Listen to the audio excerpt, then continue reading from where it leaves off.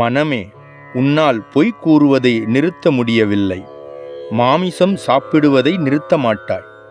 கோபத்தை தவிர்க்கவும் தெரியவில்லை. பிறர்க்கு உபகாரம், தர்மம், நல்லவைகள் செய்யவும் மாட்டாய். ஈசனை நினைக்க மாட்டாய். அவரின் 5 எழுத்து மந்திரத்தையும் உச்சரிக்க மாட்டாய். இதனால் உனக்கென்ன பெருமை கிடைத்துவிடும்? பட்டினத்தார் இவ்வாறு பாடுகிறார்.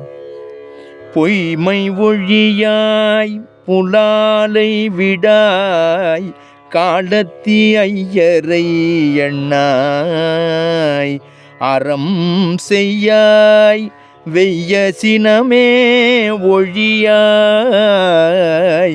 திருவெழுத்தைந்தும் ஓதாய், மனமே உனக்கென்ன மாண்பு.